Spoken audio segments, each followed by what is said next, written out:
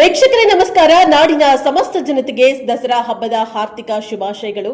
ಈ ದಿನದ ನ್ಯೂಸ್ ಬುಲೆಟಿನ್ಗೆ ಸ್ವಾಗತ. ನಾನು ಅಕ್ಷತಾ ಕಟಕಾವಲಿ.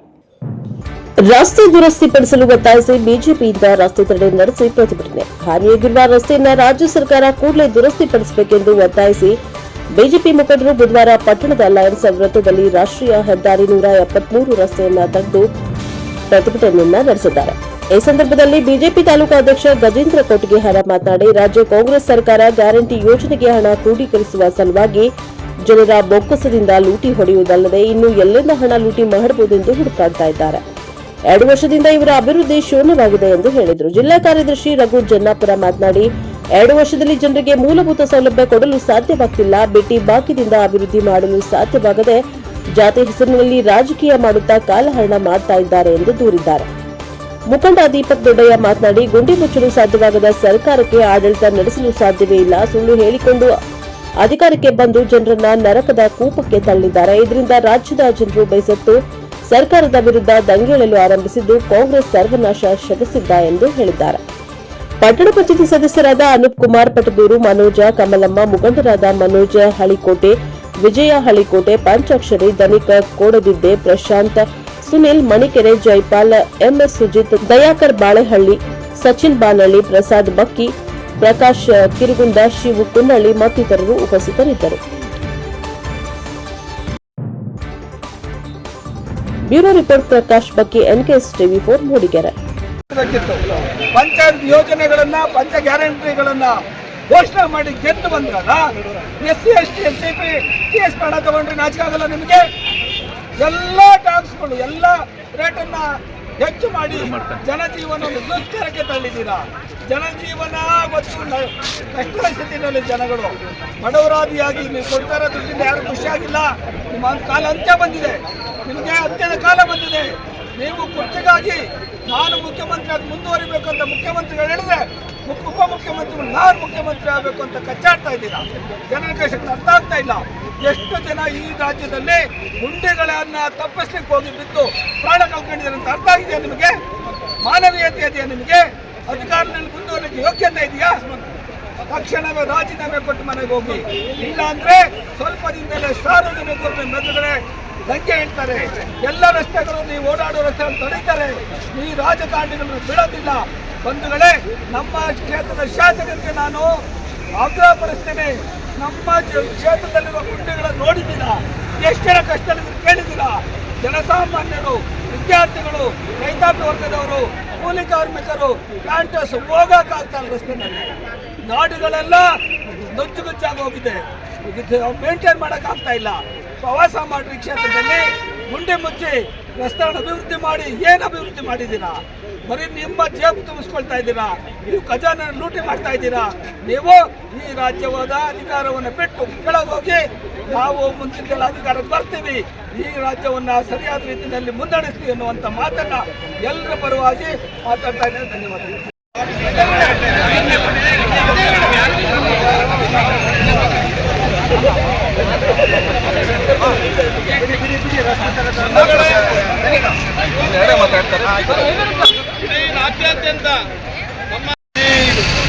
ಇಡೀ ರಾಜ್ಯಾದ್ಯಂತ ರಸ್ತೆಗಳು ಗುಂಡಿಮಯ ಆಗಿದೆ. ಈ ಒಂದು ಗುಂಡಿಯನ್ನು ಕೂಡ ಸರಿ ಮಾಡಕ್ಕಾಗದಿರುವಂತ ಕಾಂಗ್ರೆಸ್ ಸರ್ಕಾರ ವಿರುದ್ಧ ಇವತ್ತು ಭಾರತೀಯ ಜನತಾ ಪಾರ್ಟಿ ಪ್ರತಿಭಟನೆ ಇಡೀ ಎಲ್ಲಾ ತಾಲೂಕು ಕೇಂದ್ರಗಳಲ್ಲಿ ಮಾಡ್ತಿದೆ. ಅದೇ ರೀತಿ ಇವತ್ತು ಕೂಡ ಮೂಡಿಗೆರೆಯಲ್ಲಿ ನಾವು ರಸ್ತೆ ತಡೆ ಮುಖಾಂತರ ಈ ಒಂದು ಬೃಹತ್ ಪ್ರತಿಭಟನೆಯನ್ನು ಹಮ್ಮಿಕೊಂಡಿದ್ದೇವೆ. ಈ ಒಂದು ಕಾಂಗ್ರೆಸ್ ಸರ್ಕಾರ ಬಂದು 2.5 ವರ್ಷ ಆಗಿದೆ. ಯಾವುದೇ ಅಭಿವೃದ್ಧಿ ಇಲ್ಲ. ಕೇವಲ ಇವರ ಪಂಚ ಗ್ಯಾರಂಟಿಯನ್ನು ಘೋಷಣೆ ಮಾಡಿ ಆ ಗ್ಯಾರಂಟಿ ಕೊಡೋಕ್ಕೂ ಕೂಡ ಇವರಿಗೆ ಖಜಾನೆಯಲ್ಲಿ ದುಡ್ಡಿದ್ದಂಥ ಪರಿಸ್ಥಿತಿ ಈ ಒಂದು ಕಾಂಗ್ರೆಸ್ ಸರ್ಕಾರದಲ್ಲಿ ಇದೆ. ಇವತ್ತು ಶಕ್ತಿ ಯೋಜನೆ ಅಂತ ಮಾಡಿದ್ದಾರೆ. ಬಸ್ ನೋಡಿದ್ರೆ 50% ಬಸ್ಸೇ ಇಲ್ಲ. ಆ ಬಸ್ಗಳು ನೋಡಿದ್ರೆ ಸಮೇತ ಆ ಬಸ್ನಲ್ಲಿ ಹೋಗುವಂಥ ಪರಿಸ್ಥಿತಿ ಇಲ್ಲ. ಅಂತ ದುಷ್ಟ ಸರ್ಕಾರ, ಅಂತ ಭ್ರಷ್ಟ ಒಂದು ಬಸ್ಗಳನ್ನು ಕೂಡ ಬಿಡ್ತಾ ಇದ್ದಾರೆ. ಇದೇ ನಾವು ಏನಾದ್ರು ಹೋರಾಟ ಮಾಡ್ತೀವಿ ವಿರೋಧ ಪಕ್ಷದಲ್ಲಿದ್ದರೆ, ಕಾಂಗ್ರೆಸ್ ಸರ್ಕಾರ ಒಂದು ದುರಾಡಳಿತ ಮಾಡೋ ವಿರೋಧ ಪಕ್ಷ ಹೋರಾಟ ಮಾಡಿದರೆ, ಇವತ್ತು ಉಪಮುಖ್ಯಮಂತ್ರಿ DK ಶಿವಕುಮಾರ್ ಹೇಳ್ತಾರೆ ಇಡೀ ಕೇಂದ್ರದಲ್ಲೂ ಕೂಡ ಎಲ್ಲ ಸುತ್ತ ಗುಂಡಿ ಇದೆ ಅಂತ ಮಾತಾಡ್ತಾರೆ. ಕೇಂದ್ರ ಸರ್ಕಾರ ನಮಗೆ ಅನುದಾನ ಕೊಡಲ್ಲ ಅಂತ ಹೇಳ್ತಾರೆ. ಯಾವುದೇ ಕಾರಣಕ್ಕೂ ಸಂವಿಧಾನದಲ್ಲಿ ಕಾನೂನು ಪ್ರಕಾರ ಯಾವ ರಾಜ್ಯ ಸರ್ಕಾರಕ್ಕೆ ಅನುದಾನ ಬರಬೇಕು ಎಲ್ಲ ಬರುತ್ತೆ. ಇವರಿಗೆ ದುರಾಡಳಿತ, ಭ್ರಷ್ಟಾಚಾರ, ಇವರು ಆಡಳಿತ ಮಾಡೋಕ್ಕೆ ಬರುತ್ತಿದ್ದಂಥವ್ರು ಈ ರೀತಿಯಾಗಿ ನಮ್ಮ ವಿರೋಧ ಪಕ್ಷದ ಮೇಲೆ ಗೋಬೆ ಕೂರಿಸಂತ ಕೆಲಸ ಮಾಡ್ತಾ ಇದ್ದಾರೆ. ಇವರಿಗೆ ಗುಂಡೆ ಮುಚ್ಚಕ್ಕೆ ಏನಾಗಿದೆ? ಇವರಿಗೆ ಏನು ಅಭಿವೃದ್ಧಿ ಏನಿದೆ? 2.5 ವರ್ಷದಲ್ಲಿ ಅಭಿವೃದ್ಧಿ ಶೂನ್ಯ. ಇವತ್ತು ಉದಾಹರಣೆಗೆ ಮೂಡಿಗೆರೆ ಒಳಗಡೆಗೆ ನಾವು ಮೊನ್ನೆಯಿಂದ ಒಂದು ವಾರದಿಂದ ನೋಡ್ತೀವಿ, ಎಲ್ಲ ಗುಂಡಿ ಅವಾಯ್ಡ್ ಮಾಡಕ್ಕೆ ಹೋಗ್ತಾರೆ, ಕಾರುಗಳು ಬರ್ತದೆ, ಆಟೋದವರಿಗೆ ಮೊನ್ನೆ ಇಲ್ಲಿ ಮಂಜುನಾಥ್ ಅನ್ನೋರು ಆಟೋ ಆಕ್ಸಿಡೆಂಟ್ ಆಗಿ ತೀರೋಗಿದ್ದಾರೆ. ಈ ರೀತಿಯಾಗಿ ಒಂದೇ ದಿವಸ ಈ ಒಂದು ಕ್ಷೇತ್ರದೊಳಗಡೆಗೆ 10-15 ಆಕ್ಸಿಡೆಂಟ್ ಮುಖಾಂತರ ಮರಣ ಹೊಂದಿರ್ತಾರೆ. ಎಲ್ಲಿದ್ದಾರೆ ಇವತ್ತು ಈ ಕ್ಷೇತ್ರದಲ್ಲಿ ಶಾಸಕರಾಗಲಿ ಏನು ಗಮನ ಹರಿಸ್ತಾ ಇದ್ದಾರೆ? ರಾಜ್ಯ ಸರ್ಕಾರದಲ್ಲಿ ಏನು ಅನುದಾನ ಸುಮ್ಮನೆ ಘೋಷಣೆ ಮಾಡ್ತಾರೆ, 25 ಕೋಟಿ ಕೊಟ್ಟು ಎಲ್ಲೋ ಐತೆ ಹಣ. ರಾಜ್ಯ ಸರ್ಕಾರ ಗುಂಡಿ ಮುಚ್ಚದೆ ಸಾಕಷ್ಟು ಅನಾಹುತ ಮಾಡಿರುವುದರ ವಿರುದ್ಧವಾಗಿ ಇಂದು ಭಾರತೀಯ ಜನತಾ ಪಾರ್ಟಿಯಿಂದ ರಸ್ತೆ ತಡೆಗೆ ರಾಜ್ಯಾಧ್ಯಕ್ಷರ ಸೂಚನೆ ಮೇರೆಗೆ ಮೂಡಿಗೆರೆಯಿಂದ ಮಾಡಿದ್ದೇವೆ. ಈ ಕಾರ್ಯಕ್ರಮದಲ್ಲಿ ರಸ್ತೆ ತಡೆ ಮಾಡುವುದರ ಮೂಲಕ ಭಾಗವಹಿಸಿದಂತಹ ತಮ್ಮೆಲ್ಲರಿಗೂ ಕೂಡ ಧನ್ಯವಾದಗಳು. ಹಾಗೇನೆ ಪತ್ರಕರ್ತರಿಗೂ ಹಾಗೂ ಆರಕ್ಷಕ ದುರಂತ ಅಂತ ಈ ಸಂದರ್ಭದಲ್ಲಿ ಹೇಳಲಿಕ್ಕೆ ಇಷ್ಟಪಡ್ತೀನಿ. ಇವತ್ತು ರಸ್ತೆಗಳು ಸಂಪೂರ್ಣವಾಗಿ ಹಾಳಾಗಿರ್ತಕ್ಕಂಥದ್ದು. ಇವರು 11,000 ಕೋಟಿಯನ್ನ ವಾಲ್ಮೀಕಿ ಹಗರಣವನ್ನು ಮಾಡಿ ಆ ದುಡ್ಡನ್ನು ತೆಗೆದುಕೊಂಡು ಹೋಗಿ ಭಾಗ್ಯಕ್ಕೆ ಹಾಕಿದ್ರು.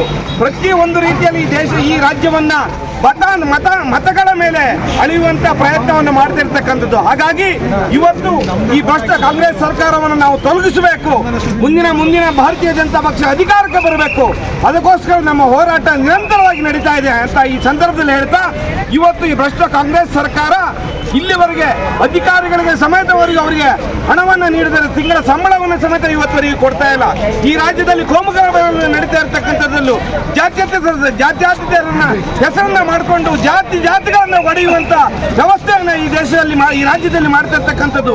ಇಂಥ ಭ್ರಷ್ಟ ಮುಖ್ಯಮಂತ್ರಿ, ಇಂಥ ದ್ರೋಹಿ ಮುಖ್ಯಮಂತ್ರಿ ಈ ರಾಜ್ಯದಿಂದ ತೊಲಗಿಸಬೇಕು, ಈ ಕಾಂಗ್ರೆಸ್ ಸರ್ಕಾರವನ್ನ ಇಳಿಸಬೇಕು ಅಂತ ಈ ಸಂದರ್ಭದಲ್ಲಿ ಹೇಳ್ತಾ ನನಗೆ ಮಾತಾಡಲಿಕ್ಕೆ ಅವಕಾಶ ಕೊಟ್ಟಿದ್ದು ನನಗೆ ನಮಸ್ಕಾರ. ಜೈ ಹಿಂದ್.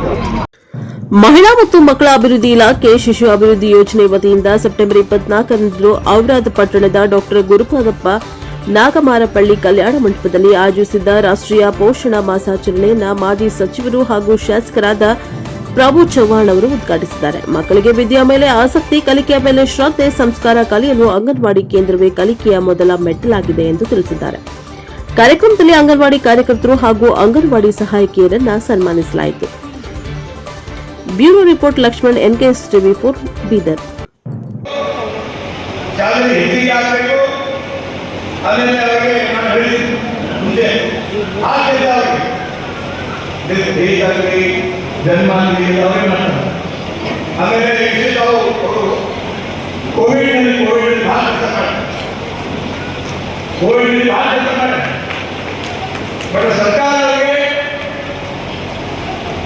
ಸರ್ಕಾರ ಯಾರಿರಲಿ ನಾನು ಸರ್ಕಾರ ಕೆಲಸ ಮಾಡ್ತೀನಿ. ಅದಕ್ಕಾಗಿ ನಾವು सरियाई हेल्प मार्केट को। और मैं आपको 3-4 बात बोलता हूँ, टाइम ज़्यादा हुआ है। अब सभी का सम्मान हुआ सरकार भाई, और पूरा दिन आप देना है कि सबका सम्मान होने वाला है, इसलिए सम्मान होगा। आ जाएंगे, टेबल पे बैठेंगे, भोजन करेंगे, आप ही करना है, हमारा कोई आदमी को डालेंगे नहीं, आप ही लेना है, आप ही बैठना है, आप ही डालना है, आपका होगा उसको डालना है, उनका होगा उसको डालेंगे, खाना दूसरा नहीं। इसलिए मैं ಜಾತಿ ಗಣತಿ ಮಾಡಲು ಹೋದ ಶಿಕ್ಷಕರಿಗೆ ಬಿಸಿ ತಟ್ಟಿಸಿದ ಮನೆ ಮಾಲೀಕ. ಸರ್ಕಾರದ ಆದೇಶದ ಮೇರೆಗೆ ಸಾಮಾಜಿಕ, ಶೈಕ್ಷಣಿಕ ಮತ್ತು ಆರ್ಥಿಕ ಸಮೀಕ್ಷೆಗೆ ಕರ್ತವ್ಯ ನಿರ್ವಹಿಸುತ್ತಾ ಇರುವ ಶಿಕ್ಷಕರಿಗೆ ತಾಲೂಕಾ ಆಡಳಿತ ಹಾಗೂ ಶಿಕ್ಷಣ ಇಲಾಖೆ ವೈಫಲ್ಯ ತೋರಿದೆ.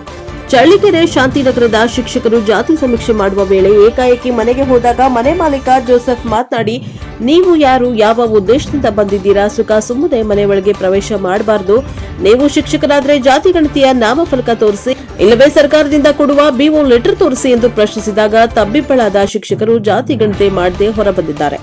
ಈ ಹಿನ್ನೆಲೆಯಲ್ಲಿ ತಾಲೂಕಾ ಆಡಳಿತ ಹಾಗೂ ಶಿಕ್ಷಣ ಇಲಾಖೆ ಜಾತಿ ಸಮೀಕ್ಷೆಗೆ ತೆರಳಿರುವ ಶಿಕ್ಷಕರಿಗೆ ಯಾವುದೇ ರೀತಿಯ ಭದ್ರತಾ ಐಡಿಗಳನ್ನ ಕೊಡದೆ ಏಕಾಏಕಿ ಮನೆಗೆ ಹೋಗಿರುವ ಹಿನ್ನೆಲೆ ಮನೆ ಮಾಲೀಕ ಪ್ರಶ್ನಿಸ್ತಾ ಇರೋ ವಿಡಿಯೋ ಗಮನ ಸೆಳೆದಿದೆ.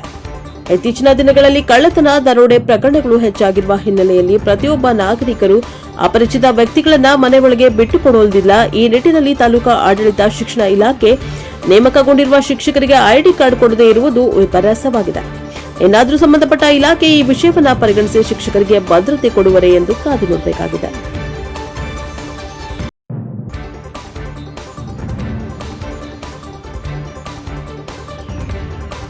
News bureau, Chitradurga.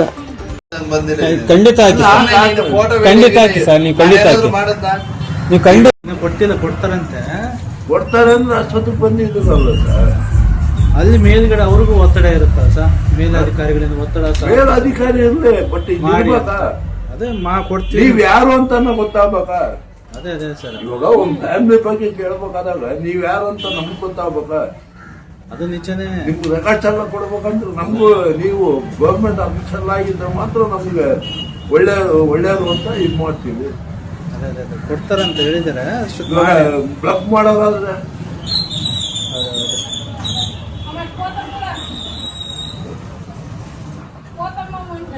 ಗುಮಕೇರ ಹಾಗೂ ದೋಟಿಹಾಳ ಅಂಚೆ ಕಚೇರಿ ಕಟ್ಟಡ ಭೂಮಿ ಪೂಜೆ ಕಾರ್ಯಕ್ರಮ. ಕುಷ್ಟಗಿ ತಾಲೂಕಿನ ಗುಮಕೇರ ಹಾಗೂ ದೋಟಿಹಾಳ ಗ್ರಾಮದಲ್ಲಿ ನೂತನ ಅಂಚೆ ಕಚೇರಿ ಕಟ್ಟಡ ಭೂಮಿ ಪೂಜೆಯನ್ನ ಸಂಸದ ರಾಜಶೇಖರ್ ಹಿಟ್ನಾಳ್ ನೆರವೇರಿಸಿದರು. ಸಂಸದ ಆಪ್ತ ಸಹಾಯಕ ಅರುಣ್ ಕುಮಾರ್ ನಾಯ್ಕರ್ ಮಾತನಾಡಿ, ಈ ಕಟ್ಟಡವನ್ನು ವಿಶೇಷವಾಗಿ ಕಲ್ಯಾಣಿ ಸ್ಟೀಲ್ ಕಂಪನಿಯ ಕಾರ್ಪೊರೇಟ್ ಸಾಮಾಜಿಕ ಜವಾಬ್ದಾರಿ ಅನುದಾನದ ಅಡಿಯಲ್ಲಿ ನೂತನ ಅಂಚೆ ಕಚೇರಿ ಕಟ್ಟಡ ಕಾಮಗಾರಿಗಳನ್ನು ಕೈಗೊಳ್ಳಲಾಗಿದೆ. ಕಟ್ಟಡವು ವಿಶಿಷ್ಟ ರೂಪುರೇಷದಲ್ಲಿ ನಿರ್ಮಾಣವಾಗುತ್ತಿದ್ದು ಎಲ್ಲ ಕಟ್ಟಡಗಳು ಒಂದೇ ಮಾದರಿಯಾಗಿವೆ ಎಂದು ಹೇಳಿದರು. ಕೇಂದ್ರ ಅಂಚೆ ಕಚೇರಿ ಎಚ್ಒಜಿಎನ್ ಹಳ್ಳಿ ಮಾತನಾಡಿದ, ಜಿಲ್ಲೆಯಲ್ಲಿ ಸುಮಾರು 185 ಗ್ರಾಮೀಣ ಅಂಚೆ ಕಚೇರಿಗಳಿಗೆ ಸರ್ಕಾರಿ ಕಟ್ಟಡಗಳಿಲ್ಲ. ಕೆಲ ಕಡೆ ಬಾಡಿಗೆ ಕಟ್ಟಡ, ಬಯಲು ಜಾಗ, ಗುಡಿ ಗುಂಡಾರಗಳಲ್ಲಿ ಕಾರ್ಯನಿರ್ವಹಿಸುತ್ತಾ ಇದ್ದು, ಅಂಚೆ ಕಚೇರಿಯಲ್ಲಿ ಅನೇಕ ಇನ್ಶೂರೆನ್ಸ್ ಸೌಲಭ್ಯಗಳು, ಹಣಕಾಸು ವ್ಯವಹಾರಗಳು ನಡೆಯುತ್ತಿದ್ದು, ಅದಕ್ಕೆ ಸುರಕ್ಷತೆ ಇಲ್ಲದಂತಾಗಿದ್ದು, ಸಂಸದರಲ್ಲಿ ಕಟ್ಟಡಕ್ಕಾಗಿ ಮನವಿ ಮಾಡಿಕೊಂಡು ಅದಕ್ಕೆ ಸ್ಪಂದಿಸಿದ ಸಂಸದರು ಕೈಗಾರಿಕಾ ಕಂಪನಿಗಳ ಸಿಎಸ್ಆರ್ ಅನುದಾನದಲ್ಲಿ 185 ಕಟ್ಟಡಗಳನ್ನು ನಿರ್ಮಿಸುವುದಾಗಿ ಭರವಸೆಯನ್ನ ನೀಡಿದ್ದು, ವರ್ಷಕ್ಕೆ 50ರಂತೆ ಕಟ್ಟಡವನ್ನ ನಿರ್ಮಾಣ ಮಾಡುತ್ತಿದ್ದು, ಅದರಲ್ಲಿ ಗುಮಗೇರ 7ನೇ ಹಾಗೂ ದೋಟಿಹಾಳ 8ನೇ ಕಟ್ಟಡ ಭೂಮಿ ಪೂಜೆ ಆಗಿದೆ. ಇದು ದೇಶದಲ್ಲೇ ಪ್ರಥಮ ಪ್ರಯತ್ನ, ಅತ್ಯಂತ ಮಹತ್ವವುಳ್ಳದ್ದಾಗಿದೆ ಎಂದು ಹೇಳಿದರು. ನಂತರ ಅಂಚೆ ಕಚೇರಿ ಕಟ್ಟಡ ಮಾದರಿ ಚಿತ್ರವನ್ನ ಪ್ರದರ್ಶಿಸಿದರು.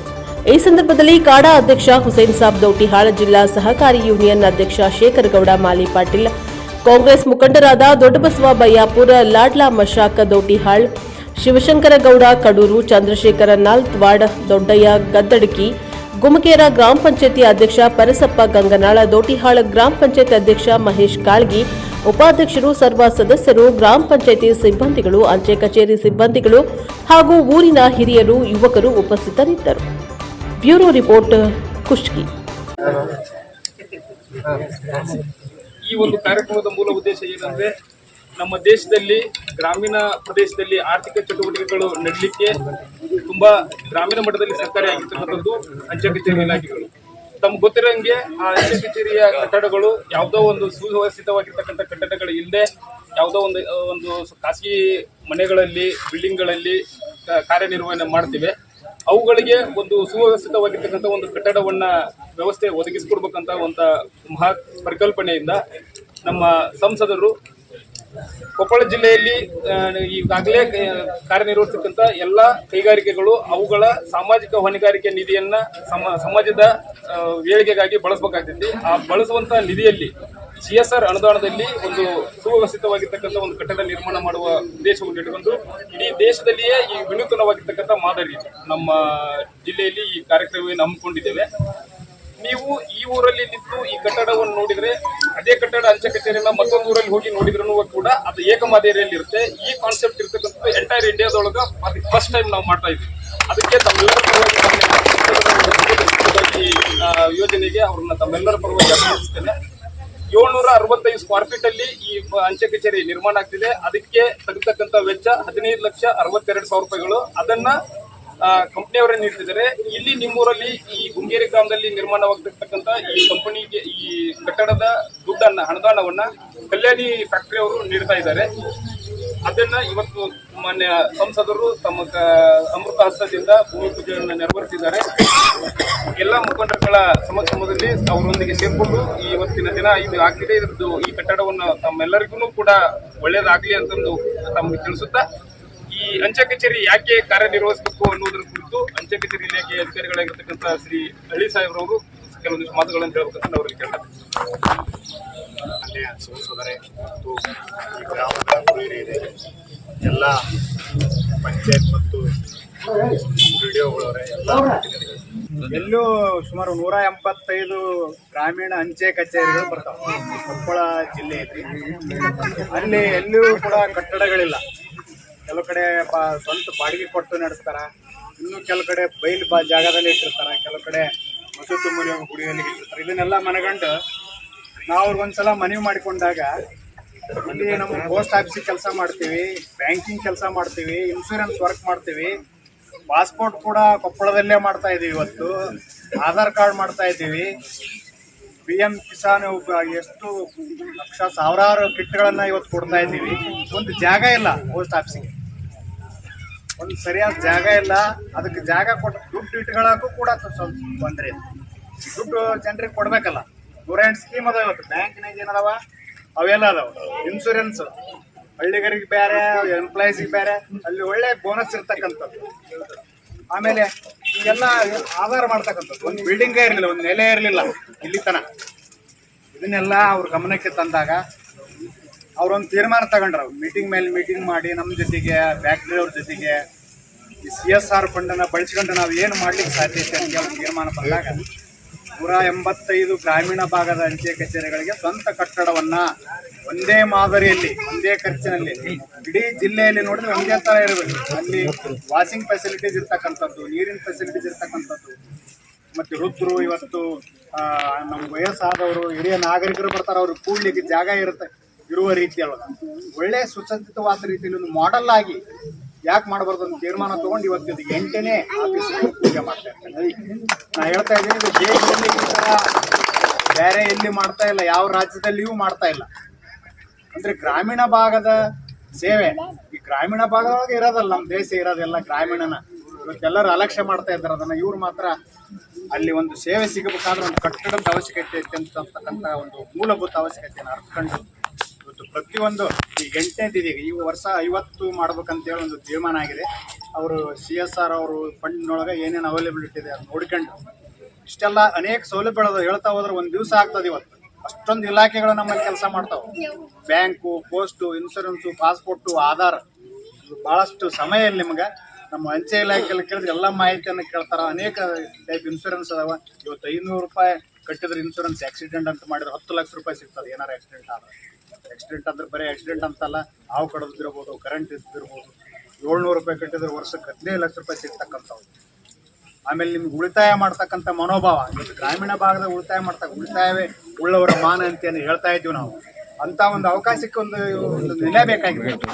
ಅದಕ್ಕೋಸ್ಕರ ಇಂಥ ಒಂದು ದೊಡ್ಡ ಕೆಲಸವನ್ನು ಇವತ್ತು ನಮ್ಮ ಸಂಸದರು ಏನು ಹೊಸ ಒಂದು ವಿಷನ್, ಒಂದು ಪರಿಕಲ್ಪನೆ, ಒಂದು ಕಾನ್ಸೆಪ್ಟ್ ಇಟ್ಕೊಂಡು ಮಾಡ್ತಕ್ಕಂಥದ್ದಕ್ಕೆ ನಾವೆಲ್ಲರೂ ನಿಜವಾಗಲೂ ಅವರಿಗೆ ಧನ್ಯವಾದಗಳು.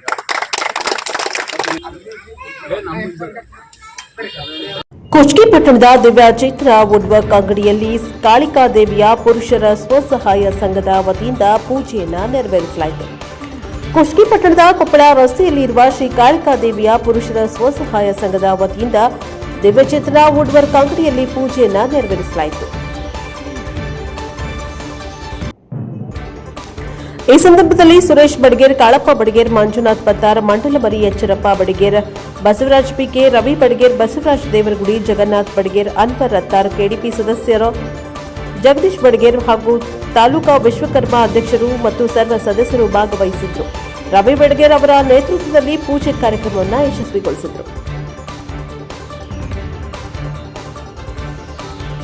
Bureau reporter Ravi Banhal, NKS TV4 Kushtagi.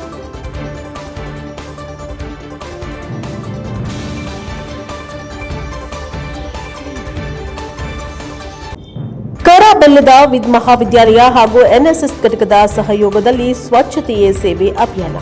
ರಾಷ್ಟ್ರೀಯ ಸ್ವಯಂ ಸೇವಾ ಘಟಕದ ದಿನಾಚರಣೆ ಅಂಗವಾಗಿ ಮುಂಡ್ರುಗಿ ಪಟ್ಟಣದ ಕರ ಬೆಲ್ಲದ ಮಹಾವಿದ್ಯಾಲಯ ಹಾಗೂ ಅರ್ಥಶಾಸ್ತ್ರ ಸ್ನಾತಕೋತ್ತರ ವಿಭಾಗ ಮತ್ತು NSS ಘಟಕದ ವತಿಯಿಂದ ಸ್ವಚ್ಛತಾ ಅಭಿಯಾನ ಕಾರ್ಯಕ್ರಮವನ್ನು ಹಮ್ಮಿಕೊಳ್ಳಲಾಗಿತ್ತು. ಪಟ್ಟಣದ ಪ್ರಮುಖ ಬೀದಿಗಳು ಹಾಗೂ ಸಾರ್ವಜನಿಕ ಸ್ಥಳಗಳನ್ನು ಸ್ವಚ್ಛಗೊಳಿಸುವ ಮೂಲಕ ಸ್ವಚ್ಛ ಭಾರತದ ಕನಸನ್ನ ನಿಷ್ಕಲ್ಮಶ ಮತ್ತು ಭಾರತದ ಭಾವಿ ಭವಿಷ್ಯಗಳಾದ ವಿದ್ಯಾರ್ಥಿಗಳನ್ನು ತೊಡಗಿಸಿಕೊಂಡು ಯಶಸ್ವಿಗೊಳಿಸಲಾಯಿತು.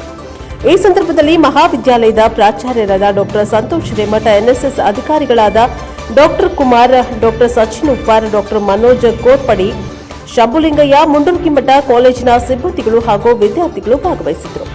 Bureau report Arjun Hosmane, NKS TV 4 Mundaragi. Chamarajanagar ಜಿಲ್ಲೆ ಹನೂರಿನಲ್ಲಿ ಕೃಷಿ ಹೊಂಡಕ್ಕೆ ಬಿದ್ದು 2 ಮಕ್ಕಳ ಸಾವು. ಕೃಷಿ ಹೊಂಡದಲ್ಲಿ ಮೀನು ನೋಡಲು ಹೋಗಿದ್ದ 2 ಮಕ್ಕಳು ಆಯ ತಪ್ಪಿ ಬಿದ್ದು ಸಾವನ್ನಪ್ಪಿದ್ದಾರೆ. ಮೃತ ಮಕ್ಕಳು ಯೋಗೇಶ್ 9 ವರ್ಷ ಹಾಗೂ ಸಂಜಯ್ 7 ವರ್ಷದ 2 ಅಣ್ಣ ತಮ್ಮಂದಿರು. ದಸರಾ ರಜಾ ಹಿನ್ನೆಲೆ ಊರಿಗೆ ಹೋಗಿದ್ದ ಕುಟುಂಬ ಮುಗಿಲು ಮುಟ್ಟಿದ ಕುಟುಂಬಸ್ಥರ ಆಕ್ರಂದನ. ರಾಮಪುರ ಪೊಲೀಸ್ ಠಾಣಾ ವ್ಯಾಪ್ತಿಯಲ್ಲಿ ಎಫ್ಐಆರ್ ದೂರು ದಾಖಲಾಗಿದೆ. ವರದಿ ವೇದಮೂರ್ತಿ, ಬೆಂಗಳೂರು. ಜಿಲ್ಲೆಯಲ್ಲಿ ಹೆಚ್ಚು ಹಾಪ್ಕಾಮ್ಸ್ ಮಳಿಗೆ ತೆರೆಯಲು ಕ್ರಮ. ಅಧ್ಯಕ್ಷ ಆರ್ ಅಶೋಕ್. ಸಂಘದ 2024 ಮತ್ತು 25ನೇ ಸಾಲಿನ ಸರ್ವ ಸದಸ್ಯರ ವಾರ್ಷಿಕ ಮಹಾಸಭೆ ಚಾಮರಾಜನಗರ ಜಿಲ್ಲೆಯಲ್ಲಿ ಮುಂದಿನ ದಿನಗಳಲ್ಲಿ ಹೆಚ್ಚು ಹಾಪ್ಕಾಮ್ಸ್ ಮಳಿಗೆಗಳನ್ನು ತೆರೆಯಲು ಕ್ರಮ ಕೈಗೊಳ್ಳಲಾಗಿದೆ ಎಂದು ಜಿಲ್ಲಾ ತೋಟದ ಬೆಳೆಗಾರರ ಮಾರಾಟ ಮತ್ತು ಸಂಸ್ಕರಣಾ ಸಹಕಾರ ಸಂಘದ ಅಧ್ಯಕ್ಷ ಕೆಆರ್ ಲೋಕೇಶ್ ತಿಳಿಸಿದ್ದಾರೆ. ನಗರದ ಸಂತೇಮರಹಳ್ಳಿ ರಸ್ತೆಯಲ್ಲಿರುವ ಜಿಲ್ಲಾ ಹಾಪ್ಕಾಮ್ಸ್ ಕಚೇರಿಯಲ್ಲಿ ಜಿಲ್ಲಾ ತೋಟದ ಬೆಳೆಗಾರರ ಮಾರಾಟ ಮತ್ತು ಸಂಸ್ಕರಣಾ ಸಹಕಾರ ಸಂಘದ 2024 ಮತ್ತು 25ನೇ ಸಾಲಿನ ಸರ್ವ ಸದಸ್ಯರ ವಾರ್ಷಿಕ ಮಹಾಸಭೆಯಲ್ಲಿ ಅಧ್ಯಕ್ಷತೆ ವಹಿಸಿ ಮಾತನಾಡಿದ್ದಾರೆ. ಆಡಳಿತ ಮಂಡಳಿಯ ಸಹಕಾರದಲ್ಲಿ ಜಿಲ್ಲಾ ಹಾಪ್ಕಾಮ್ಸ್ ಅಭಿವೃದ್ಧಿಗೆ ಶ್ರಮಿಸಲಾಗುವುದು. ರಾಜ್ಯ ಸರ್ಕಾರ ಮುಂದಿನ ದಿನಗಳಲ್ಲಿ ಒಳ್ಳೆಯ ಕಾರ್ಯಕ್ರಮಗಳನ್ನು ನೀಡಲಿದೆ ಎಂದರು. ಸಭೆಯಲ್ಲಿ ಉಪಾಧ್ಯಕ್ಷ ಬಿ ಶ್ರುತಿಕುಮಾರಸ್ವಾಮಿ, ನಿರ್ದೇಶಕರಾದ R Purushottam, Puttasubbappa, B Lokesh, MP Niranjanamurthy, Rajamma, KHF ಪ್ರತಿನಿಧಿ ಸೂರ್ಯಕುಮಾರ್, ತೋಟಗಾರಿಕಾ ಇಲಾಖೆ ಉಪನಿರ್ದೇಶಕ ಶಿವಪ್ರಸಾದ್, ಜಿಲ್ಲಾ ಹಾಪ್ಕಾಮ್ಸ್ ವ್ಯವಸ್ಥಾಪಕ ನಿರ್ದೇಶಕ ಬಿ ರವಿ, ಸಿಒ ನವೀನ್ ಹಾಗೂ ಸದಸ್ಯರು ಭಾಗವಹಿಸಿದ್ದರು. Bureau report Homma Nanjundanayaka, NK. ಏನು ಪ್ರಾರಂಭದಿಂದ ಏನು ಈ ಶುರುವಾಯಿತು ಆಕ್ಷೇಪಗಳು ಈ ಸಭೆಯಲ್ಲಿ, ನಮಗೆ ಆಹ್ವಾನ ಪತ್ರಿಕೆಯನ್ನು ಮೊದಲಿದ್ದು ಆಹ್ವಾನ ಪತ್ರಿಕೆಗೆ ನಾವು ಮೊದಲೇ ಕ್ರಮ ತಗೊಂಡು ನಾವು ಎಂಪಿಯವರು ಮಾತಾಡಿ ಕಳೆದ ಸಾರಿ ಇವ್ರುಗಳೇ ಆಹ್ವಾನ ಪತ್ರಿಕೆಯನ್ನು ಎಲ್ಲ ಪೋಸ್ಟ್ ಮಾಡ್ತಿದ್ರು ಸರ್. ಈ ಸಾರಿ ನಾವಿಬ್ಬರು ಕೂತ್ಕೊಂಡು 967 ಜನಕ್ಕೂ ಅವರ ಅಡ್ರೆಸ್ ಹಂಚಿಸಿ ಅವ್ರಿಗೆ ಪ್ರತಿಯೊಬ್ಬರಿಗೂ ಸದುಪಯೋಗ ಮಾಡಬೇಕು ಅಂತ 4 ದಿವಸ ಇಲ್ಲೇ ಉಳ್ಕೊಂಡು ರಾತ್ರಿ ಎಲ್ಲ ನಾವು ಹಂಚಿಸಿ ಎಲ್ಲ ಮಾಡಿದ್ವಿ ನಾವು ಎಂಪಿಯವರು. ಅಂತಲ್ಲೂ ಕೂಡ ಆಕ್ಷೇಪ ಬಂತು.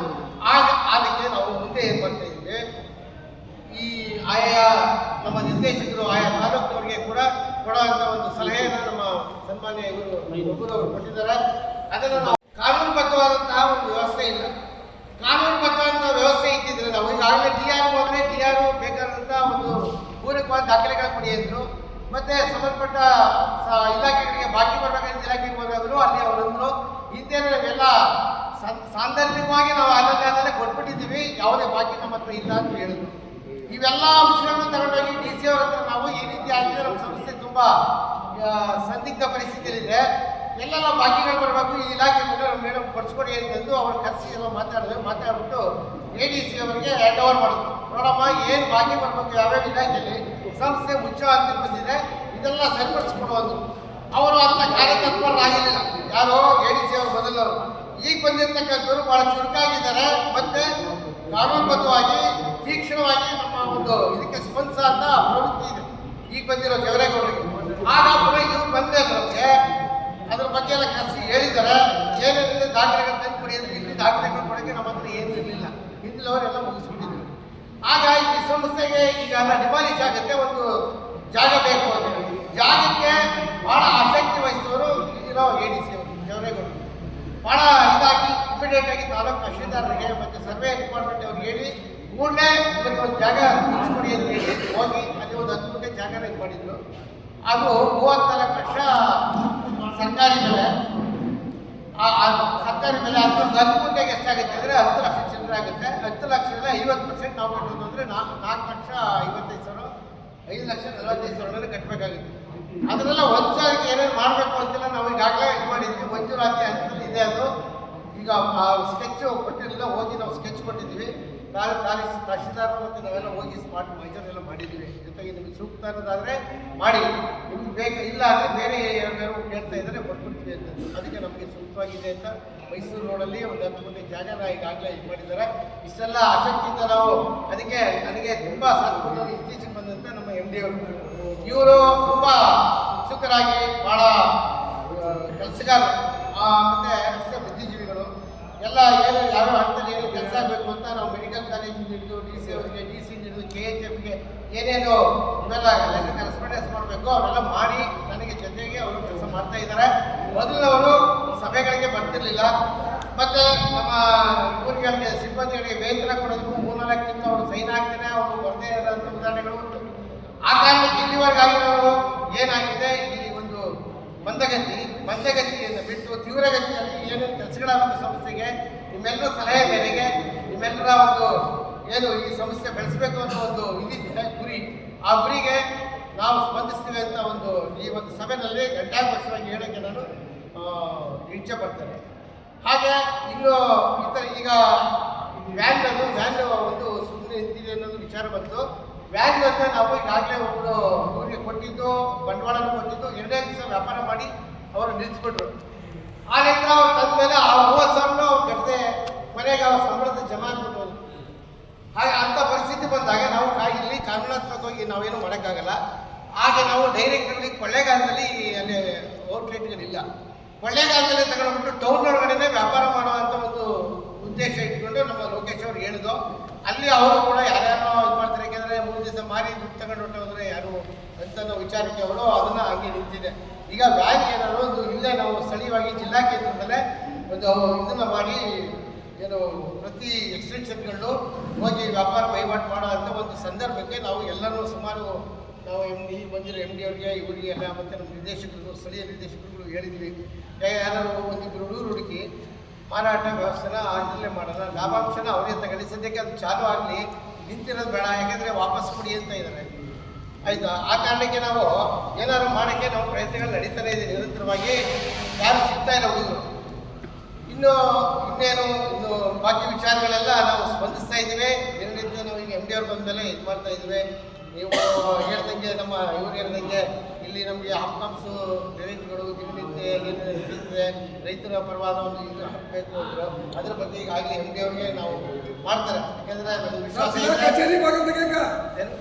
ಕಚೇರಿ ಟೈಮಿಂಗ್ಸ್ ಹಾಕಿ ಕಚೇರಿ ಹೇಳಿದ್ವಿ. ಈಗಾಗಲೇ ಹೇಳಿದ್ವಿ, ಬಂದಮೇಲೆ ಎಲ್ಲ ನಡೀತಾ ಇದೆ, ಬಂದಮೇಲೆ ನಡೀತಾ ಇದೆ. ಯಾಕೆಂದರೆ ಅವರ ಪರ್ಸನಲ್ ಇದಕ್ಕೂ ಕೂಡ ಅವರು ಹೇಳ್ಕೊಂಡು ಏನೇನೋ ಇದು ಮಾಡ್ತಿದ್ರು. ಈಗ ಹಂಗೆಲ್ಲ ಹೇಳಕ್ಕೆ ಹೋಗಬಾರ್ದು. ಇನ್ನು ಮುಂದೆ ಎಲ್ಲ ಭಾಳ ಕ್ರಮಬದ್ಧವಾಗಿ ಭಾಳ ಇದಾಗಿ ಕರ್ತವ್ಯ ನಿರ್ವಹಿಸಿ ಅಂತ ಅವ್ರಿಗೂ ನಾವು ಹೇಳಿದ್ದೀವಿ. ನಾವು ಕೂಡ ನಿಮ್ಮ ಒಂದು ಅಪೇಕ್ಷೆಯ ಮೇರೆಗೆ ನಾವು ಹಿಂಗೆ ನಡ್ಕೋಬೇಕು ಅನ್ನೋದು, ನಾವು ಏನೇನು ಈ ಒಂದು ಸಂಸ್ಥೆ ಅಭಿವೃದ್ಧಿಗೆ ಹಣ ತೊಡಬೇಕು ಅದನ್ನೆಲ್ಲ ಮಾಡಬೇಕಂತ ಒಂದು ವಿಶ್ವಾಸವನ್ನು ನಮ್ಮ ಮೇಲೆ ಇರಿಸ್ಕೊಳ್ಳಿ ಅಂತ ಹೇಳ್ತಾ ಈ ಒಂದು ಬಲಗೈ ಸಮುದಾಯದ ಶಾಸಕರು, ಸಚಿವರು ಮುಕ್ತವಾಗಿ ಸಮಾಜದ ಸಭೆ ಸಮಾರಂಭಗಳಲ್ಲಿ ಭಾಗವಹಿಸಲು ಸಿಕೆ ಮಂಜುನಾಥ್ ಆಗ್ರಹ. ಬಲಗೈ ಸಮುದಾಯದ ಶಾಸಕರು, ಸಚಿವರು ಮುಕ್ತವಾಗಿ ಸಮಾಜದ ಸಭೆ ಸಮಾರಂಭಗಳಲ್ಲಿ ಭಾಗವಹಿಸಬೇಕು ಎಂದು ಡಾಕ್ಟರ್ BR ಅಂಬೇಡ್ಕರ್ ಸಂಘಗಳ ಒಕ್ಕೂಟದ ಅಧ್ಯಕ್ಷರು ಹಾಗೂ ನಗರಸಭಾ ನಾಮನಿರ್ದೇಶಿತ ಸದಸ್ಯ ಸಿಕೆ ಮಂಜುನಾಥ್ ಒತ್ತಾಯಿಸಿದ್ದಾರೆ. ನಗರದ ಜಿಲ್ಲಾ ಕಾರ್ಯನಿರತ ಪತ್ರಕರ್ತರ ಭವನದಲ್ಲಿ ಕರೆದಿದ್ದ ಪತ್ರಿಕಾಗೋಷ್ಠಿಯಲ್ಲಿ ಅವರು ಮಾತನಾಡಿ, ಇತರ ಸಮಾಜದ ಸಚಿವರು, ಶಾಸಕರು ಅವರವರ ಸಮುದಾಯದ ಸಭೆ ಸಮಾರಂಭಗಳಲ್ಲಿ ಭಾಗವಹಿಸುವ ಮಾದರಿಯಲ್ಲಿ ಬಲಗೈ ಸಮುದಾಯದ ಶಾಸಕರು, ಸಚಿವರು ಸಮಾರಂಭಗಳಲ್ಲಿ ಭಾಗವಹಿಸಬೇಕು ಎಂದು ಆಗ್ರಹಿಸಿದ್ದಾರೆ. ಸಮುದಾಯದ ಜ್ಞಾನಪ್ರಕಾಶ ಸ್ವಾಮೀಜಿ ಅವರು ಪಕ್ಷಾತೀತವಾಗಿ ಬೆಂಗಳೂರಿನಲ್ಲಿ ಕರೆಯಲಾಗಿದ್ದ ಸಭೆಯಲ್ಲಿ ಶಾಸಕರಾದ AR ಕೃಷ್ಣಮೂರ್ತಿ, ನರೇಂದ್ರ ಸ್ವಾಮಿ ಹೊರತುಪಡಿಸಿ ಉಳಿದ ಸಮುದಾಯದ ಜನಪ್ರತಿನಿಧಿಗಳು ಭಾಗವಹಿಸದಿರುವುದು ವಿಷಾದಕರ ಸಂಗತಿ ಎಂದರು.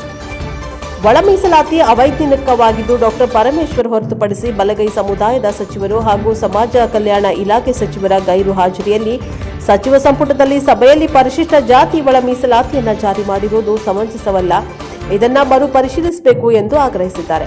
ದಲಿತ ಮುಖ್ಯಮಂತ್ರಿ ಕೂಗು ಹತ್ತಿಕ್ಕಲು ಒಳ ಮೀಸಲಾತಿ ಅಸ್ತ್ರ ಬಳಸಿ ಹುನ್ನಾರ ನಡೆಸಿದ್ರು. ಶೋಷಿತರ ಸಮುದಾಯಗಳ ನಡುವೆ ಗೊಂದಲ ಉಂಟು ಮಾಡಿ ದಲಿತ ಮುಖ್ಯಮಂತ್ರಿ ಪ್ರಸ್ತಾಪವನ್ನು ಅಳಿಸುವ ಪಿತೂರಿಯಾಗಿದೆ ಎಂದು ಆರೋಪಿಸಿದ್ದಾರೆ.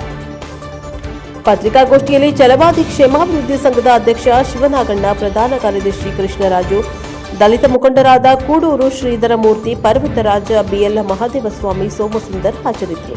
ಬ್ಯೂರೋ ರಿಪೋರ್ಟ್ ಹೊಮ್ಮ ನಂಜುಂಡ ನಾಯಕ, ಚಾಮರಾಜನಗರ. ಉದಾಹರಣೆಗೆ ಈ ಸಮೀಕ್ಷೆಗಳಲ್ಲಿ ಎಲ್ಲ ಪ್ರಬಲವಾದಂಥ ಜಾತಿಗಳ ಸ್ವಾಮೀಜಿಗಳ ನೇತೃತ್ವದಲ್ಲಿ ಸಭೆಗಳನ್ನ ನಡೆಸ್ತಾ ಇದ್ದಾರೆ. ನೀವು ನೋಡಿರ್ಬೋದು, ವೀರಶೈವ ಸಮಾಜದ ಸ್ವಾಮೀಜಿಗಳ ನೇತೃತ್ವದಲ್ಲಿ ಸಭೆಯನ್ನು ನಡೆದಾಗ ಅಲ್ಲಿ ದೊಡ್ಡ ದೊಡ್ಡ ಮಾಜಿ ಮಂತ್ರಿಗಳು, ಮಾಜಿ CMಗಳು ಪಕ್ಷಾತೀತವಾಗಿ ಭಾಗವಹಿಸ್ತಾರೆ ಹಾಗೂ ಅಲ್ಲಿರ್ತಕ್ಕಂಥ ಸಚಿವರಾದಿಯಾಗಿ ಭಾಗವಹಿಸ್ತಾರೆ. ಒಕ್ಕಲಿಗರ ಸ್ವಾಮೀಜಿಗಳ ನೇತೃತ್ವದಲ್ಲಿ ನಡೆದಂತ ಜಾತಿ ಸಮೀಕ್ಷೆಗಳ ಬಗ್ಗೆ ಕುರಿತು ಚರ್ಚಿಸಲಿಕ್ಕೆ ಕರೆಯತಕ್ಕಂಥ ಸಭೆಯಲ್ಲಿ ಎಲ್ಲ ಉಪಮುಖ್ಯಮಂತ್ರಿಗಳಾದಿಯಾಗಿ ಅವರು ಭಾಗವಹಿಸಲ್ಲ. ಎಲ್ಲಿ ನಮ್ಮ ಜಾತಿ ಗೊತ್ತಾಗ್ತದ ಅಂತ ಅವ್ರು ಭಾಗವಹಿಸಲು ಅಂತ ಗೊತ್ತಿಲ್ಲ. ಆ ರೀತಿಯಾಗಿ ಇವರು ಯಾವುದೇ ಸಮಾಜದ ಕಾರ್ಯಕ್ರಮಗಳ ಬಗ್ಗೆ ಚರ್ಚೆ ಮಾಡಲಿಕ್ಕೆ ಸಮಾಜದ ಕಾರ್ಯಕ್ರಮಗಳಲ್ಲಿ ಯಾಕೆ ಈ ರೀತಿ ಪಕ್ಷ ಧೋರಣೆಯನ್ನ ಶಾಸಕರುಗಳು ಮತ್ತು ಸಚಿವರುಗಳು ಮಾಡ್ತಾ ಇದ್ದಾರೆ? ನೀವು ಮೀಸಲು ಕ್ಷೇತ್ರದಿಂದ ಗೆದ್ದ ಮೇಲೆ ಸಮಾಜದ ಬಗ್ಗೆ ಚಿಂತನೆ ಮಾಡುವಾಗ ನೀವು ಸರಿಯಾದ ರೀತಿ ಭಾಗವಹಿಸಿ ಸರಿಯಾದ ರೀತಿ ಸಮಾಜನ ಒಳ್ಳೆಯ ದಾರಿಯಲ್ಲಿ ಕರ್ಕೊಂಡು ಹೋಗತಕ್ಕಂಥದ್ದು, ಜೊತೆಗೆ ಸಮಾಜದ ಸಾಧಕ ಬಾಧಕಗಳ ಬಗ್ಗೆ ನೀವು ಚರ್ಚೆ ಮಾಡಿ ಒಂದು ಹಾದಿಯಲ್ಲಿ ಕರ್ಕೊಂಡು ಹೋಗತಕ್ಕಂಥ ಜವಾಬ್ದಾರಿ ನಮ್ಮೆಲ್ಲರಿಗಿಂತ ಸಂಘಟನೆಗಳಿಗಿಂತ ಹೆಚ್ಚಾಗಿ ನಿಮ್ಮ ಸಚಿವರುಗಳ ಮೇಲೆ ಜವಾಬ್ದಾರಿ ಇದೆ, ಶಾಸಕರ ಮೇಲೆ ಜವಾಬ್ದಾರಿ ಇದೆ, ಜನಪ್ರತಿನಿಧಿಗಳ ಮೇಲೆ ಜವಾಬ್ದಾರಿ ಇದೆ. ಆದ್ರೆ ನೀವು ಇದುವರೆಗೂ ನಾನು ಒಳ ಮೀಸಲಾತಿ ಸಂಬಂಧ ನಾವು ಸಭೆಗಳಲ್ಲಿ ನಾವು ನೋಡಿದಾಗೂ ಸಹ ಯಾವುದೇ ಸಚಿವರಲ್ಲಿ ಶಾಸಕರಾಗಿ ಭಾಗವಹಿಸಿಲ್ಲ. ಅದರ ಪರ್ಟಿಕ್ಯುಲರ್ಲಿ ನಾನು ಬಲಗೈ ಸಂಬಂಧಿತ ಜಾತಿಗಳ ಒಂದು ವಿಚಾರವಾಗಿ ಈ ಪತ್ರಿಕಾಗೋಷ್ಠಿಯಲ್ಲಿ ಮಾಡಿದ್ದೇನೆ. ಇವತ್ತು ಬಲಗೈ ಸಂಬಂಧಿತ ಜಾತಿಗಳಲ್ಲಿ ನಮಗೆ ತೊಂದರೆ ಆಗಿರೋಕ್ಕೆ ಕಾರಣ ಏನಪ್ಪಾ ಅಂತಂದ್ರೆ, ಸರಿಯಾದ ರೀತಿ ನಾವು ಜಾಗೃತಿ ಮೂಡಿಸಿ ಅವ್ರನ್ನ ವಲಯ ಎಂದು ಸೆನ್ಸಸ್ ಭಾಗವಹಿಸಿದ್ರೆ ನಮ್ಮ ಬಲಗೈ ಜಾತಿಗಳ ಒಂದು ಜನಸಂಖ್ಯೆ ಹೆಚ್ಚಾಗ್ತಿತ್ತು. ಇದರಲ್ಲಿ ಜನಪ್ರತಿನಿಧಿಗಳು ಸರಿಯಾಗಿ ಅವರು ಸ್ಪಂದಿಸಲಿಲ್ಲ, ಅವರು ಮುತುವರ್ಜಿ ವಹಿಸಲಿಲ್ಲ, ಅವರು ಯಾವುದೇ ರೀತಿ ಜಾಸ್ತಿ ಇದನ್ನ ಭಾಗವಹಿಸಲಿಲ್ಲ. ಈ ರೀತಿ ಆದಾಗಿಂದ ನಗರ ಪ್ರದೇಶಗಳಲ್ಲಿ ಹೆಚ್ಚು ನಾವು ಒಳ ಮೀಸಲಾತಿಯಲ್ಲಿ ನಮ್ಮ ಬಲಗೈ ಸಂಬಂಧಿತ ಜಾತಿಯ ಸಮುದಾಯದವರು ಸೆನ್ಸಸ್ ನಲ್ಲಿ ಭಾಗವಹಿಸಲಿಲ್ಲ, ಸಮೀಕ್ಷೆಯಲ್ಲಿ ಭಾಗವಹಿಸಲಿಲ್ಲ. ಆ ಕಾರಣದಿಂದ ಇವತ್ತು ನಮ್ಮ ಜನಸಂಖ್ಯೆ ಕಡಿಮೆ ಆಗಲಿಕ್ಕೆ ಕಾರಣ ಆಗಿದೆ. ಈಗ ಇನ್ನೊಂದು ಸಮೀಕ್ಷೆ ಬರ್ತಕ್ಕಂಥ ಸಂದರ್ಭದಲ್ಲೂ ಈ ಒಂದು ಬಲಗೈ ಸಂಬಂಧಿತ ಜಾತಿಯ ಮಂತ್ರಿಗಳೇ ಆಗಲಿ ಶಾಸಕರುಗಳೇ ಆಗಲಿ ಯಾಕೆ ನೀವು ಭಾಗವಹಿಸ್ತಿಲ್ಲ? ಈಗ ನಮ್ಮಲ್ಲಿ ಸ್ವಾಮೀಜಿ ಮಠಮಾನ್ಯಗಳ ಪರಂಪರೆ ಇಲ್ಲ. ನಮ್ಮ ಬಲಗೈ ಸಂಬಂಧಿತ ಜಾತಿಯಲ್ಲಿ ಮಠಮಾನ್ಯಗಳ ಪರಂಪರೆ ನಮ್ಮಲ್ಲಿ ಇಲ್ಲ. ಆದ್ರೂ ಸಹ ಅಟ್ಲೀಸ್ಟ್ ಆ ಸ್ವಾಮೀಜಿಯನ್ನಾದ್ರೂ ನಾವು ಸ್ವಾಮೀಜಿಗಳು ನಮ್ಮ ಜನಾಂಗ ಸ್ವಾಮೀಜಿಗಳು ಅಂತ ನಾವು ಒಪ್ಕೊಂಡಿದ್ವಿ. ಅವರು ಕರೆದಾಗ ನೀವು ಮೈ ಚಳಿ ಬಿಟ್ಟು ಭಾಗವಹಿಸಿ ಸಮಾಜದ ಬಗ್ಗೆ ಚಿಂತನೆ ಮಾಡ್ತಕ್ಕಂಥ ಜವಾಬ್ದಾರಿ ಶಾಸಕರು ಮತ್ತು ಜನಪ್ರತಿನಿಧಿಗಳ ಮೇಲೆ ಇದೆ. ಅಂಥದ್ರಲ್ಲಿ ನೀವು ಮೀಸಲು ಕ್ಷೇತ್ರದಿಂದ ಗೆದ್ದುಬಿಟ್ಟು ನೀವು ಯಾವುದೇ ಸಭೆಗಳಿಗೆ ಯಾವುದೇ ಇದಕ್ಕೂ ಬರ್ತಾ ಇರೋದು ತುಂಬಾ ಬೇಸರದ ಸಂಗತಿ.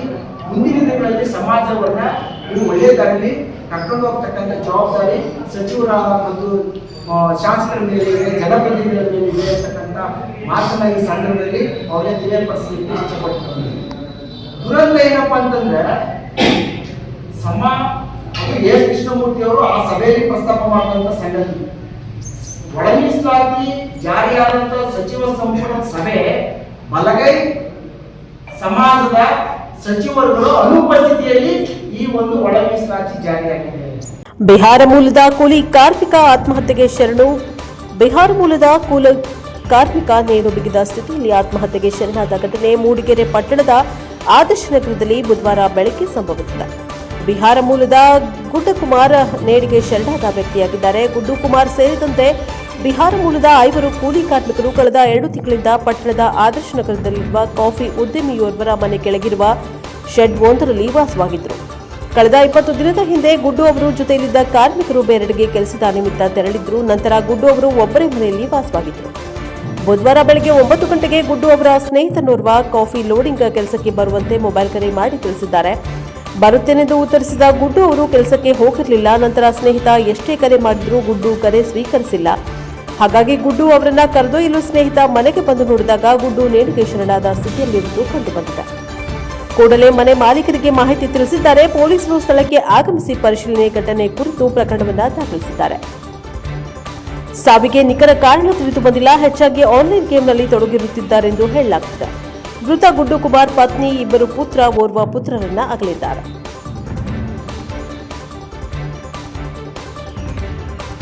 ಬ್ಯೂರೋ ರಿಪೋರ್ಟರ್ ಪ್ರಕಾಶ್ ಬಕ್ಕಿ, NKS ಟಿವಿ4 Mudigere.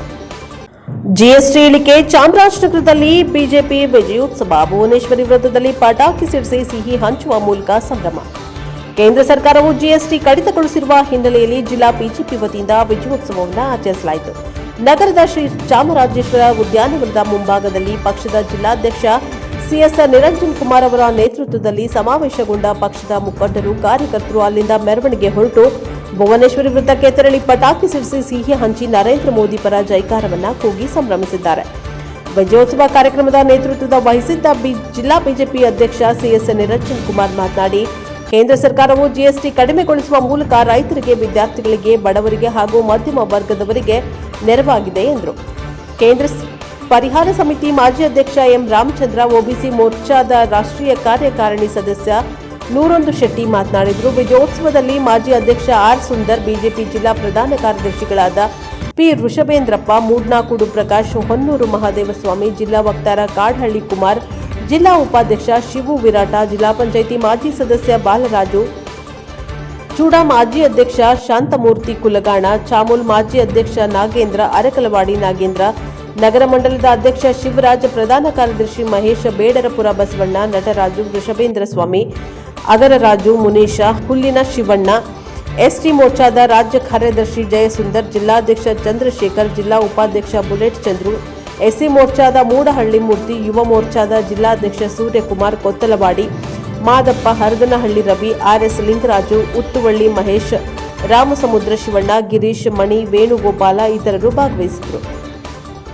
Bureau report ಹೊಮ್ಮ Nanjunda ನಾಯಕ, NKS ಟಿವಿ4 ಚಾಮರಾಜನಗರ. ಇವತ್ತು ಸನ್ಮಾನ್ಯ ಪ್ರಧಾನಮಂತ್ರಿಗಳಾದ ನರೇಂದ್ರ ಮೋದಿಯವರ GST ಇಳಿಕೆಯಿಂದ ನಾವು ಉಪಯೋಗಿಸ್ತಕ್ಕಂಥ ಎಲ್ಲ ಆಹಾರ ಪದಾರ್ಥಗಳು ಇವತ್ತು ಬೆಲೆ ಕಡಿಮೆ ಆಗಿದೆ. ಇವತ್ತು ಹಾಲಿನ ದರ ಕಡಿಮೆ ಆಗಿದೆ, ಮೊಸರು ದರ ಕಡಿಮೆ ಆಗಿದೆ, ಆಹಾರ ಪದಾರ್ಥಗಳ ಎಲ್ಲ ಬೆಲೆಗಳು ಕೂಡ ಕಡಿಮೆ ಆಗಿದೆ. ಇವತ್ತು ಬಡವರ ಪರವಾಗಿ ಇರ್ತಕ್ಕಂಥ ನರೇಂದ್ರ ಮೋದಿಯವರು ಬಡವರ ಪರವಾಗಿ ಸದಾ ಚಿಂತನೆಯನ್ನು ಮಾಡಿ ಅನೇಕ ಕಾರ್ಯಕ್ರಮಗಳನ್ನು ಈ ದೇಶಕ್ಕೆ ಕೊಟ್ಟಿದ್ದಾರೆ. ಅದೇ ರೀತಿ ಇವತ್ತು ರಾಷ್ಟ್ರಾದ್ಯಂತ ಎಲ್ಲ GSTಗಳನ್ನು ಕಡಿಮೆ ಮಾಡಿ ಎಲ್ಲರೂ ಕೂಡ ಅನುಕೂಲವನ್ನು ಮಾಡಿಕೊಂಡಿದ್ದಾರೆ. ಅದರಿಂದ ಇವತ್ತು ನಾವೆಲ್ಲ GST ಇಳಿಕೆಯನ್ನು ಸಂಭ್ರಮಾಚರಣೆಯನ್ನು ಇವತ್ತು ನಾವೆಲ್ಲ ಭಾರತೀಯ ಜನತಾ ಪಾರ್ಟಿಯ ಮತ್ತು ಸಾರ್ವಜನಿಕರು ಕೂಡಿ ಇವತ್ತು ಸಂತೋಷವನ್ನು ಆಚರಣೆ ಮಾಡ್ತಾ ಇದ್ದೀವಿ. ಸನ್ಮಾನ್ಯ ಜಿಲ್ಲಾಧ್ಯಕ್ಷರ ನೇತೃತ್ವದಲ್ಲಿ ಇವತ್ತು ಈ ದೇಶದ ಅತ್ಯುನ್ನತ ನಾಯಕರು, ಗೌರವಾನ್ವಿತ ಪ್ರಧಾನಮಂತ್ರಿಗಳಾದಂಥ ಸನ್ಮಾನ್ಯ ನರೇಂದ್ರ ಮೋದಿ ಅವರು ನಮ್ಮೆಲ್ಲರ ಈ ದೇಶದ ಬಡ ಮತ್ತು ಮಧ್ಯಮದ ವರ್ಗದವರಿಗೆ ಅನುಕೂಲವಾಗಲಿಕ್ಕೆ ಏನು GSTಯನ್ನು ದರವನ್ನು ಇಳಿಸಿದ್ದಾರೆ ಅದನ್ನು ಕುರಿತು ಒಂದು ಸಂಭ್ರಮವನ್ನು ಆಚರಿಸಿ ನರೇಂದ್ರ ಮೋದಿಯವರ ಪರವಾಗಿ ಭಾರತೀಯ ಜನತಾ ಪಾರ್ಟಿಯ ಸರ್ಕಾರದ ಪರವಾಗಿ ಒಂದು ಸಿಹಿ ವಿತರಣಾ ಕಾರ್ಯಕ್ರಮವನ್ನು ಹಮ್ಮಿಕೊಂಡಿದ್ದೇವೆ. ಈಗಾಗಲೇ ತಮಗೆಲ್ಲರೂ ಗೊತ್ತಿರುವಂತೆ GST ಸಂದರ್ಭದಲ್ಲಿ 2 ಸ್ಲ್ಯಾಬ್ಗಳನ್ನು ಇಟ್ಕೊಂಡು ಅತಿ ಹೆಚ್ಚು GST ಹಾಕಿದ್ದರಿಂದ ಟೀಕೆ ಮಾಡ್ತಾ ಇದ್ರು. ಆದರೆ ಇವಾಗ ಏನು GSTಯನ್ನು ಇಳಿಸಿದ್ದಾರೆ ಅದು ಇಡೀ ದೇಶದಾದ್ಯಂತ ಅತ್ಯಂತ ವ್ಯಾಪಕವಾಗಿ ಸಂಭ್ರಮಿಸಿದ್ದಾರೆ, ಗೌರವಿಸಿದ್ದಾರೆ ಹಾಗೂ ಬೆಂಬಲವನ್ನು ಕೂಡ ವ್ಯಕ್ತಪಡಿಸಿದ್ದಾರೆ. ಈ ಮುಂಚೆ ಇದ್ದಂಥ 18% ಇದ್ದಂಥ GSTಯನ್ನು 12%ಗೂ ಕೂಡ 12% ಇದ್ದಂಥ GSTಯನ್ನು 5% ಇಳಿಸಿರುವಂಥ ಈ ನರೇಂದ್ರ ಮೋದಿಯವರ ತೀರ್ಮಾನ, ಸರ್ಕಾರದ ತೀರ್ಮಾನವನ್ನು ನಾವೆಲ್ಲರೂ ಕೂಡ ಗೌರವಿಸಿ ಬೆಂಬಲಿಸಿ ಇವತ್ತು ಈ ಒಂದು ವಿಜೃಂಭಣೆಯನ್ನು ಆಚರಿಸ್ತಾ ಇದ್ದೀವಿ. ಈ ಸಂದರ್ಭದಲ್ಲಿ ನಮ್ಮ ಜಿಲ್ಲಾಧ್ಯಕ್ಷರು ಮತ್ತು ನಮ್ಮ ಜಿಲ್ಲಾಧ್ಯಕ್ಷ ನೇತೃತ್ವ ತಂಡದ ಎಲ್ಲ ಗೌರವಾನ್ವಿತ ಸದಸ್ಯರು, ಸನ್ಮಾನ್ಯ ರಾಮಚಂದ್ರ ಅವರು, ಬಾಲರಾಜ್, ನಮ್ಮ ನೆಚ್ಚಿನ ಪ್ರಧಾನಮಂತ್ರಿಗಳಾದಂಥ ನರೇಂದ್ರ ಮೋದಿಯವರು ಈ ದೇಶಕ್ಕೆ ತೆರಿಗೆಯ ಹೊರೆಯನ್ನು ಕಡಿಮೆ ಮಾಡಿದ್ದಾರೆ. ಅದು ನಿನ್ನೆಯಿಂದ ಎಫೆಕ್ಟಿವ್ ಬಂದಿದೆ. ಈಗ ನಮ್ಮ ಭಾಗದಲ್ಲಿ ದಸರಾ ವಿಶೇಷ, ದೀಪಾವಳಿ ವಿಶೇಷ. ಈಗ ಇಡೀ ದೇಶದ ಜನತೆಗೆ ದೀಪಾವಳಿ ಹಬ್ಬದ ಕೊಡುಗೆಯನ್ನು ಕೊಡ್ತೀವಿ ಅಂತೇಳಿ ನರೇಂದ್ರ ಮೋದಿಯವರು ಘೋಷಣೆ ಮಾಡಿದ್ರು. ಅವರು ಏನು ಮಾತಾಡಿದ್ರು ಆ ಪ್ರಕಾರವಾಗಿ ದೀಪಾವಳಿ ಹಬ್ಬಕ್ಕೆ ಇವತ್ತು ಉಡುಗೊರೆಯನ್ನು ಕೊಟ್ಟಿದ್ದಾರೆ. ಮಧ್ಯಮ ವರ್ಗದವರಿಗೆ, ಬಡವರ್ಗದವರಿಗೆ ತೆರಿಗೆಯ ಹೊರೆಯನ್ನು ಕಡಿಮೆ ಮಾಡುವ ಮುಖಾಂತರ ಜನಗಳಿಗೆ ಅವರು ಕೊಂಡುಕೊಡುವಂಥ ವಸ್ತುಗಳಿಗೆ ಬೆಲೆಯನ್ನು ಕಡಿಮೆ ಮಾಡುವಂಥದ್ದನ್ನ ಕೇಂದ್ರ ಸರ್ಕಾರ ಮಾಡಿದೆ. ಈಗಾಗಲೇ ನಾವು ನೋಡ್ತಾ ಇದ್ದೀವಿ, ಅನೇಕ ಬಡವರು ಮತ್ತು ಮಧ್ಯಮ ವರ್ಗದವರು ನಾವು ಖರೀದಿ ಮಾಡುವಂಥ ವಿಚಾರದಲ್ಲಿ ಇವತ್ತು ಧಾರಾಳವಾಗಿ ಖರೀದಿ ಮಾಡ್ಬೋದು ಅನ್ನೋ ಥರದಲ್ಲಿ ಕೆಲವರು ಹೇಳಿಕೆಗಳನ್ನು ಕೊಡುವಂಥದ್ದನ್ನು ನಾವು ನೋಡ್ಬೇಕು.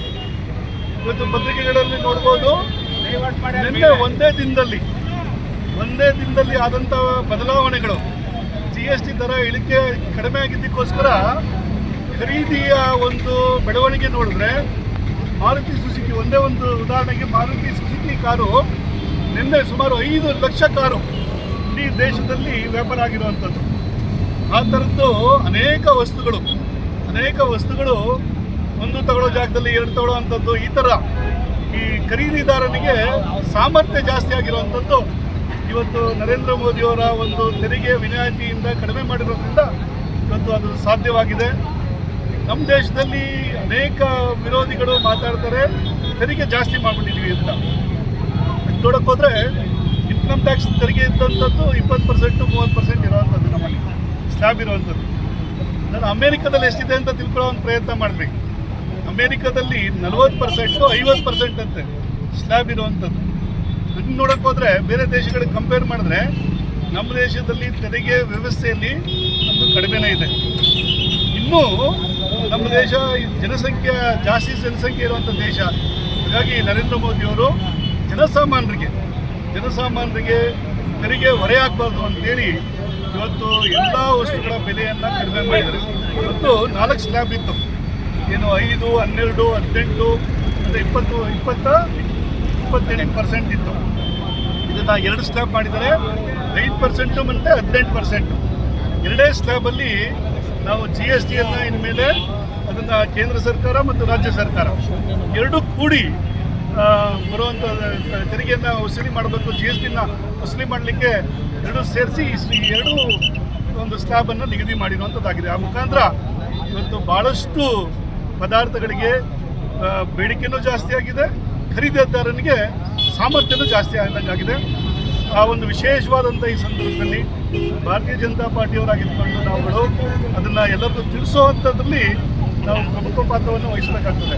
ಇದು ಗ್ರಾಹಕರುಗಳಿಗೆ ತಿಳಿಸಬೇಕಾಗ್ತದೆ, ಎಲ್ಲರಿಗೂ ನಾಗರಿಕ ಬಂಧುಗಳಿಗೆ ತಿಳಿಸಬೇಕಾಗ್ತದೆ. ತಿಳಿಸೋ ಮುಖಾಂತರ ಇವತ್ತು GST ಹೊರೆ ಕಡಿಮೆ ಆಗಿರೋದನ್ನು ಅರ್ಥ ಮಾಡಿಸಿ, ನಮ್ಮ ಏನೋ ಅವ್ರ ಎಕನಾಮಿಕಲ್ ಪ್ಲ್ಯಾನ್ ಮಾಡ್ಕೊಂಡಿರ್ತಾರೆ ಅದನ್ನು ಅವರು ಸರಿದೂಗಿಸ್ಕೊಳ್ಳೋ ಥರದಲ್ಲಿ ಅವ್ರಿಗೆ ಅನುಕೂಲ ಆಗೋ ಥರದಲ್ಲಿ ನಾವು ಅದನ್ನು ತಿಳಿಸುವಂಥ ಪ್ರಯತ್ನವನ್ನು ಮಾಡ್ತಾ ಇದ್ದೀವಿ. ಎಲ್ಲ ವರ್ತಕರಿಗೂ ಅನುಕೂಲ ಆಗಿದೆ, ಖರೀದಿದಾರನಿಗೂ ಅನುಕೂಲ ಆಗಿದೆ. ಹಾಗಾಗಿ ಇವತ್ತು ಈ ದೇಶದಲ್ಲಿ ಬಂದಿರುವಂಥ GST ಒಂದು ವಿನಾಯಿತಿ ಏನಿದೆ ಅದನ್ನು ದೇಶದ ಜನತೆ, ನಾಗರಿಕ ಬಂಧುಗಳು ಎಲ್ಲರೂ ಸ್ವಾಗತವನ್ನು ಮಾಡ್ತಾ ಇದ್ದಾರೆ, ದೇಶದಲ್ಲಿ ಸಂಭ್ರಮವನ್ನು ಮಾಡ್ತಾ ಇದ್ದಾರೆ. ಅದೇ ರೀತಿ ಇವತ್ತು ಚಾಮರಾಜನಗರದಲ್ಲಿ ನಾವೆಲ್ಲರೂ ಸೇರಿ ನಾಗರಿಕ ಬಂಧುಗಳು, ಚಾಮರಾಜನಗರದ ನಾಗರಿಕ ಬಂಧುಗಳು, ಜಿಲ್ಲೆಯ ನಾಗರಿಕ ಬಂಧುಗಳು ಇವತ್ತು ಸಂತೋಷವನ್ನು, ಒಂದು ವಿಜಯೋತ್ಸವವನ್ನು, ಸಂಭ್ರಮಾಚರಣೆಯನ್ನು ನಾವೆಲ್ಲ ಸೇರಿ ಮಾಡ್ತಾ ಇದ್ದೀವಿ. GSTಯನ್ನು ಕಡಿಮೆ ಮಾಡಿದಂಥ ನರೇಂದ್ರ ಮೋದಿಯವರಿಗೆ ನಾವೆಲ್ಲ ಜೈಕಾರ ಹಾಕೋ ಮುಖಾಂತರ ಇವತ್ತು ಸಂಭ್ರಮಾಚರಣೆಯನ್ನು ಮಾಡಬೇಕು ಅಂತೇಳಿ ನಾವೆಲ್ಲ ಇಲ್ಲಿ ಸೇರಿದ್ವಿ. ನರೇಂದ್ರ ಮೋದಿ ಅವರಿಗೆ, ಪ್ರಧಾನಮಂತ್ರಿ ನರೇಂದ್ರ ಮೋದಿ ಅವರಿಗೆ